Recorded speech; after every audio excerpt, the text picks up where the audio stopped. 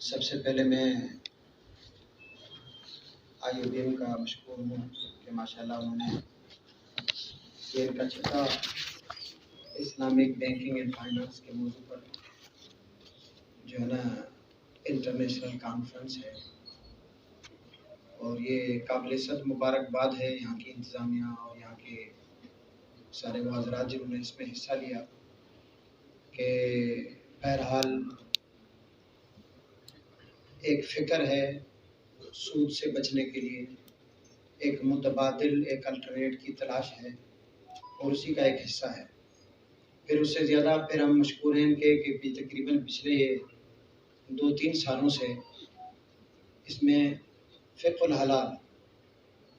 سے ریلیٹڈ بھی انہوں نے ٹاپک اس میں پلس کیا ہے، جو کہ یقیناً اسی کا ایک حصہ ہے۔ اور پھر اس مرتبہ تو ماشاءاللہ حلال آگاہی کونسل میں ان کا بھی مشکور ہوں، ماشاءاللہ انہوں نے اس کے لیے مستقل ایک سیشن اور کا اہتمام کیا۔ مجھے جو اس وقت بعد ٹاپک دیا گیا ہے وہ فقہ الحلال سے متعلق، حلال کی اہمیت، ضرورت اور نچلی سطح پر اس کی تنفیذ۔ لیکن سب سے پہلی بات تو یہ کہ ابھی مفتی فیاض صاحب بھی کہہ رہے تھے،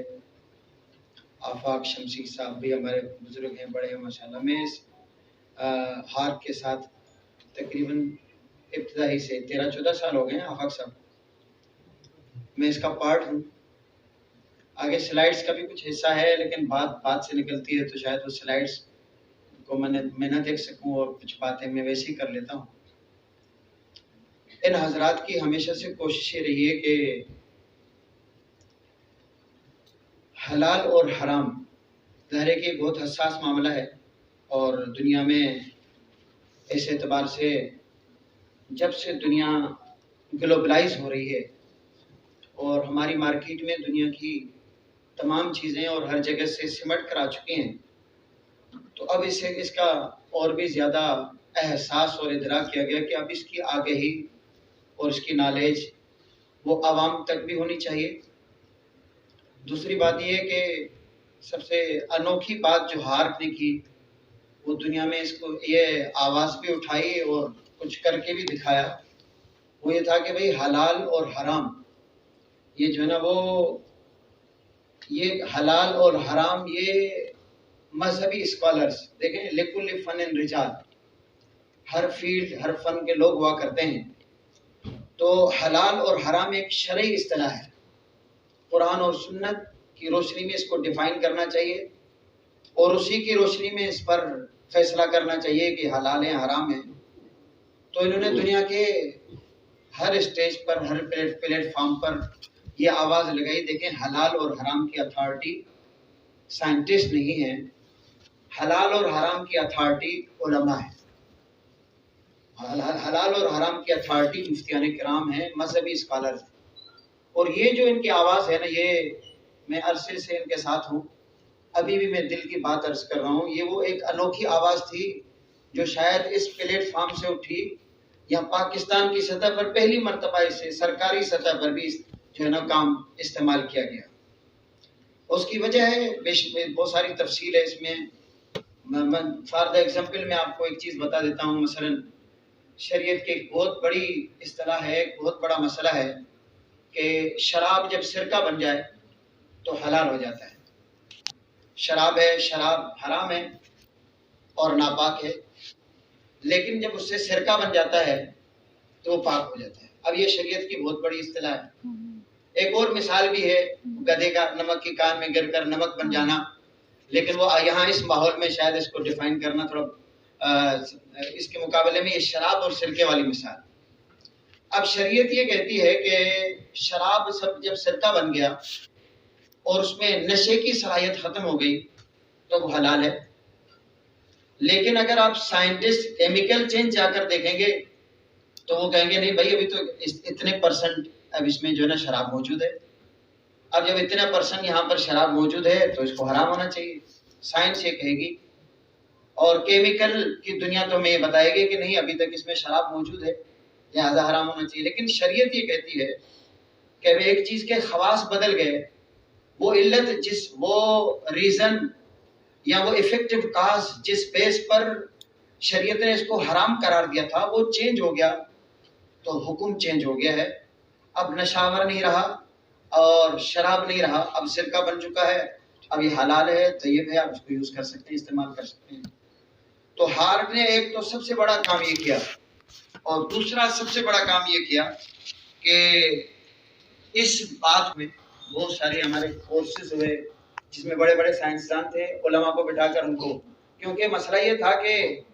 بہت ساری چیزیں ایسی ہوتی ہیں کہ جیسے قاضی ہوتا نا، قاضی جج، آپ نے بہت سارے فیصلے سنے ہوں گے کہ بھائی شواہد نہیں ملے تو آزاد کر دیا، اب آپ ڈنڈورا پیٹ رہے ہیں، لیکن قاضی تو جیفا ہوتا ہے، جج کے سامنے جب تک آپ ثابت نہیں کریں گے، آپ باہر دنیا میں ڈنڈورا پیٹتے رہیں، جب تک دلائل سے ثابت نہیں کریں گے جج فیصلہ نہیں کرے گا۔ بالکل اسی طرح جو مفتی ہے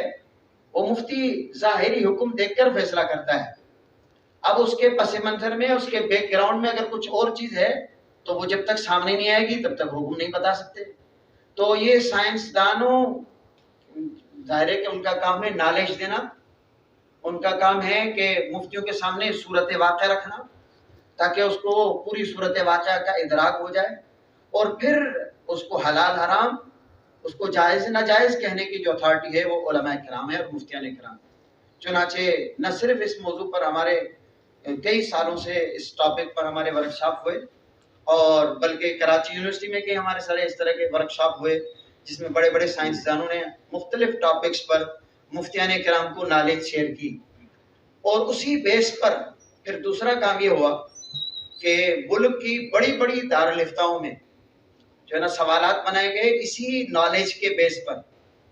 اور پھر بڑی بڑی دارالفتاؤں میں سوال قائم کر کے وہاں سے فتوی لیے گئے، دوسرا اسٹیپ تھا اس کا۔ پھر مزید کام یہ ہوا کہ اس فتوے کی روشنی میں جب سب جگہوں سے فتوے آ گئے، اور وہ کسی مسلک یا کسی ایک خاص مشرب کے فتوے نہیں بلکہ بغیر کسی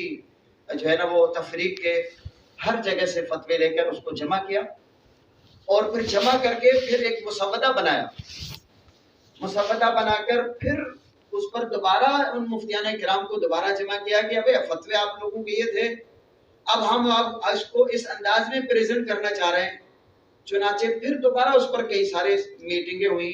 اور بالآخر ایک سلیبس، ایک کورس کے طور پر یہ اس موضوع کی ایک محنت سامنے آئی جو آفاق صاحب نے یقیناً آپ کو بتائی ہوں گی۔ میں تھوڑا دیر سے پہنچا تھا کہ آج سرکاری سطح پر بھی اس چیز کو نہ صرف تسلیم کیا جا رہا ہے بلکہ بہت ساری جگہوں پر اس کو ایکسیپٹ بھی کیا گیا ہے۔ تو بہرحال عرض کرنے کا مقصد یہ ہے، یہ ذہن میں رہنا چاہیے حلال اور حرام یہ کہ جو ہے نا وہ بہت نازک مسئلہ ہے۔ ہم مسلمان ہیں اور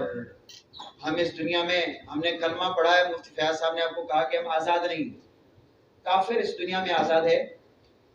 اور اس کو حلال حرام سے کوئی فرق نہیں پڑتا، لیکن ہم نے جب کلمہ پڑھا ہے لا الہ الا اللہ محمد رسول اللہ، تو ہم نے اللہ اور اس کے رسول کے حکموں کی غلامی کا اقرار کیا ہے، اور یہ توق اپنے گلے میں ڈال دیا ہے کہ اب ہم دنیا میں اللہ اور اس کے رسول کے احکامات کو مان کر چلیں گے، اور اس میں احکامات میں سب سے بنیادی چیز وہ حرام اور حلال کا مسئلہ ہے۔ چنانچہ حدیث میں آتا ہے کہ آپ علیہ الصلوۃ والسلام نے فرمایا کہ ایک آدمی جس کے بکھرے ہوئے بال ہیں، برا گندہ بال ہے، اور ہاتھ آسمان کی طرف اٹھا کر یا رب کی صدائیں لگاتا ہے، لیکن اس کا کھانا حرام کا، اس کا پینا حرام کا، اس کا لباس حرام کا، فَأَنَّىٰ يُسْتَجَابُ لَهَا، اس کی دعائیں کہاں سے قبول ہیں؟ آج ہم ذرا اپنے ارد گرد بھی دیکھیں، اسی لقم حرام مولانا احمد علی لاہوری رحمۃ اللہ علیہ فرمایا کرتے تھے کہ بھئی دنیا میں جتنا فساد ہے، اس فساد کی بنیاد 80% فساد کی بنیاد لقم حرام ہے۔ لقم حرام، جتنے بھی دنیا میں فساد پاپا ہے اس لقم حرام کی بنیاد پر ہے۔ تو اس لیے بہرحال جو ہے نا وہ حلال اور حرام، اللہ کے رسول صلی اللہ علیہ وسلم نے فرمایا ایک لقمہ اگر آدمی کھا لیتا ہے حرام کا تو 40 دن تک عبادتیں قبول نہیں، تو یہ بہت نازک موضوع ہے مسلمانوں کے لیے اور اس کی اہمیت سے کوئی انکار نہیں. لیکن اب معاف کیجیے گا آفاق صاحب، میں اپنے ٹاپک کی طرف جو ہے نا اس لیے میں نے سوچا تھا کہ میں سلائیڈز کو فالو کروں گا نا، میں آگے پیچھے کی بات نہیں کروں گا، جو ہے پڑھ کر سنا دوں گا تاکہ ٹائم میں چیزیں کور کر سکوں. لیکن بہرحال جیسے ڈاکٹر فیاض صاحب نے کہا تھا نا کہ بھائی ڈیمانڈ اینڈ سپلائی کا قانون چلتا ہے. ڈیمانڈ آپ یعنی آپ صارف ہیں، یوزر ہیں، آپ جو چیز ڈیمانڈ کریں گے نا وہ دکاندار مجبور ہے اس کو کیا کہتے ہیں سپلائی کرنے پر. اب یہ آگہی اس بنیاد پر ہے کہ آپ جہاں بھی جائیں وہاں حلال اور حرام کو دیکھیں. حلال اور حرام کا تعلق صرف ہمارے کھانے سے نہیں بلکہ حلال اور حرام کا تعلق اب اس کا دائرہ بہت وسیع ہو چکا ہے. میں کچھ چیزیں تھوڑی سی سلائڈ سی آپ کو بتا دیتا ہوں، ایسے شاید باتیں مرتب نہ ہو سکیں. 19ویں صدی سے پہلے لوگ کھانے پینے میں عموماً خالص اور قدرتی اشیاء استعمال کرتے تھے، لیکن 19ویں صدی میں سائنس ترقی کرنے لگی. جدت پسندی کی وجہ سے غذائی اشیاء کی صنعت میں کیمیائی اشیاء کا استعمال کثرت سے بڑھ گیا. فوڈ ٹیکنالوجی صنعتوں میں ریسرچ اور اس میں روزمرہ کھانے پینے کی اشیاء میں بہت سی انقلابی تبدیلیاں رونما ہوئی.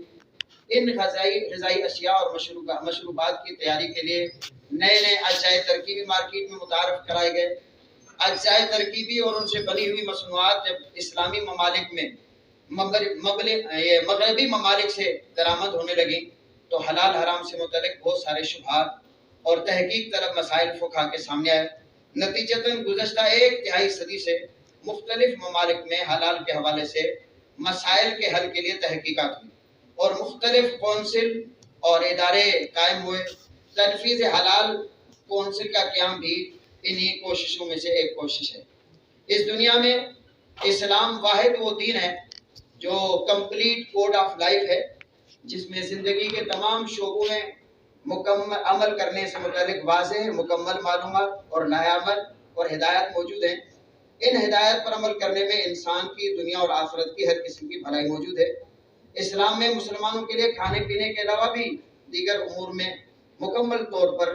حرام اور حلال کو واضح تصور اور اس کی واضح رہنمائی موجود ہے. اس پر عمل کرنا بھی آسان ہے، لیکن آج کل اسے بعض وجوہات کی بنا پر مشکل سے مشکل ترین بنا دیا گیا ہے. مزید برآں المیہ یہ ہے کہ حلال سے متعلق ان معلومات کی آگہی ہونے کے بعد اب اس کے انتظامی طریقہ کار کو موجودہ حلال سرٹیفیکیشن اداروں نے اتنا مشکل بنا دیا ہے کہ 100 سے 400% سرمایہ دار تاجر اگر حلال سرٹیفیکیشن کے لیے سرٹیفیکیشن باڈیز سے رابطہ کرتے ہیں تو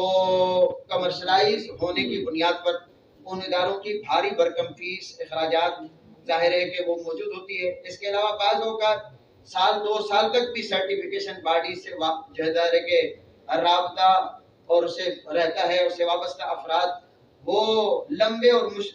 پروسیس کو بہت لمبا اور مشکل بنا دیتے ہیں، جس کی وجہ سے سرمایہ دار تاجر بدل ہو کر نا امیدی میں اسے چھوڑ دیتے ہیں. جس کے لیے ایک مثال ہمارے سامنے موجود ہے. اب نچلی سطح پر مثلا مرغی کے قصاب، بڑے چھوٹے گوشت کے قصاب، کنفیکشنری والے اور چھوٹے کارخانے، دودھ دہی کے دکاندار، مٹھائی کی دکان، چھوٹے بڑے ریسٹورنٹ اور ڈھابے، کریانہ اور یہ جنرل اسٹور اور بیکریز کی مصنوعات بنانے والوں میں کام کرنے کی